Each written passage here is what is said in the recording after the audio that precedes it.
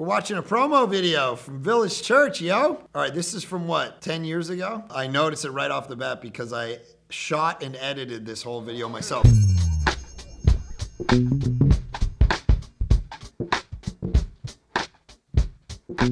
Hey guys, Mark here. Pastor Mark Reacts today. We're watching a video. I'm not even sure what it is yet, but let's see it.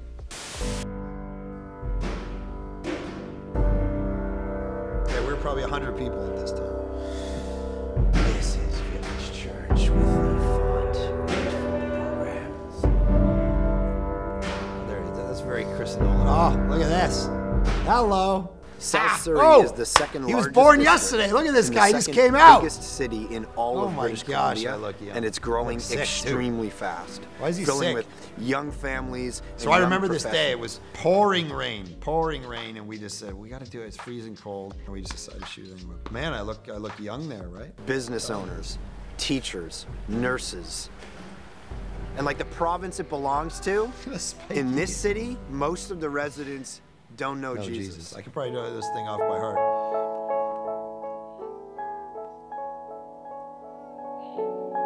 These people had no idea. This city's filled with great people, but most of them are too distracted and too busy to know Jesus. I was illegally filming these people. Like most of the people who live in this city, I grew up in an unchurched home. I didn't hear about Jesus till I was... So that's Rosemary Heights, the church we planted the church out of behind me there. I really started following him when I was 17. Shortly after that, God called me to be a pastor and a missionary to a city like this, to a people like me who needed Jesus but didn't know it. In 2007, God called me to plant a church, arm in arm with South Delta Baptist Church, as an expression of the local church planting churches instead of networks, denominations. Yeah, so that was the church. South Delta was the church that I worked at the time, and they were probably a church of about 500 people, and I felt called to plant a church and kind of went to them, and they had this big auditorium, and I was like, I feel called to plant a church, and they're like, well, we could plant a church right here in this auditorium. Why are we?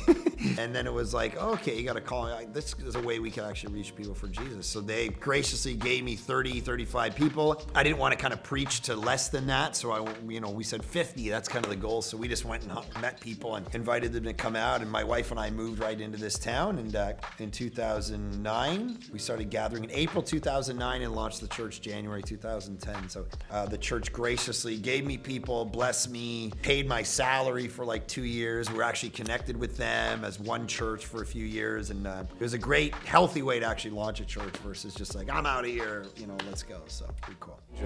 And in 2010, we did. Well,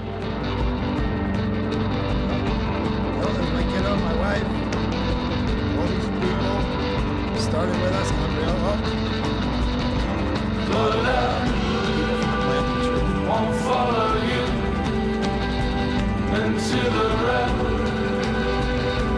But hope I said I would, but then I saw you shiver off. They didn't want. Isn't that funny? I'm watching a video right now and I'm looking over here in the studio, and the same guy who's in this video 10 years ago as a teenager is sitting over there right now doing music for us. That's funny. What started out as 13 people meeting in my living room has now grown to over 200 people. We have almost 40 kids who gather every week to worship and praise Jesus. We baptized 19 people this year. 60 people gather every week in condos, apartments, and houses to connect with one another and grow deeper with Jesus.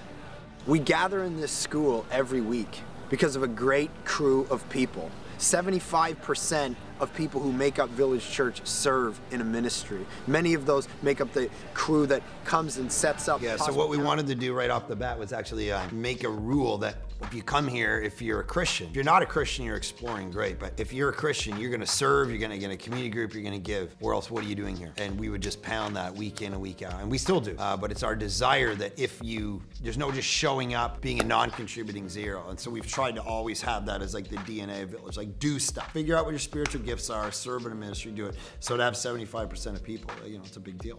And so you try to retain that, but then as we started to grow, it was harder because there's only so many community groups and so many volunteer jobs you can do with thousands of people, and it was like, oh man, how are we gonna scale this? So always been a challenge. Worship ministries, kids ministries, every Sunday morning here at the school. Village Church is all about gospel, community, and culture.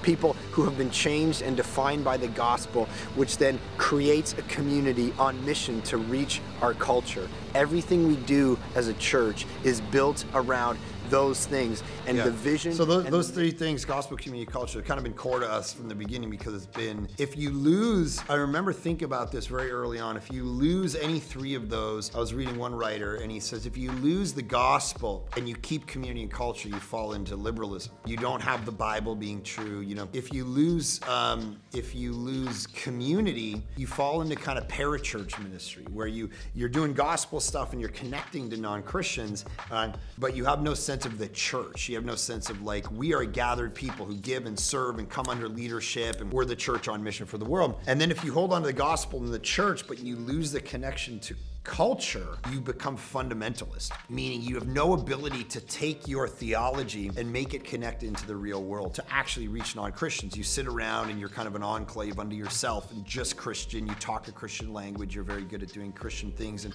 having every piece of your theology pegged, but it means nothing to the neighbor that doesn't know Jesus at all. And so what if we could create a church and a DNA that held all of those three things in balance? If you can strike those all in balance, I think you're going to hit a good, effective mission. But if you lose any three, one of the three of those, then you're probably going to end up not being effective.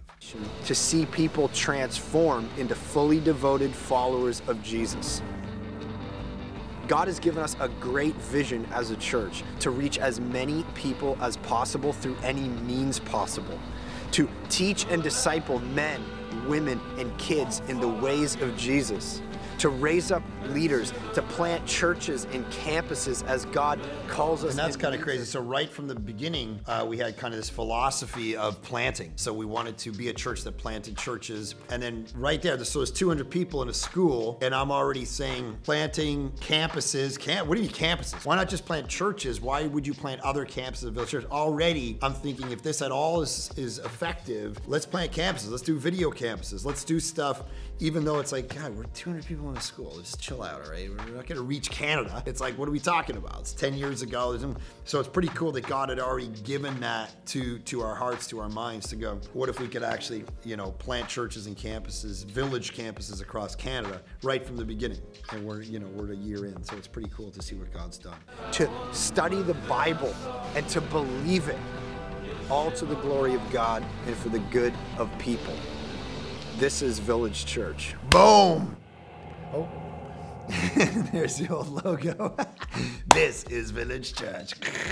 Anyway, pretty cool to see that. Pretty cool to see what God's done since then. So you're so excited this video about having like 200 people. And yep. Like now, look at the church. That was crazy. Well, 80% of church plants fail, so I'd still be happy with 200 people. Well, that was nostalgic looking back at that video. If you liked it, and even if you didn't, subscribe, yo. We'd love you to follow us and watch all these React videos, and put comments about videos you would like me to react to. I'll react to anything. I want to know what you guys are watching and then see what I think about it or what the Bible says about it or whatever. Thanks a lot.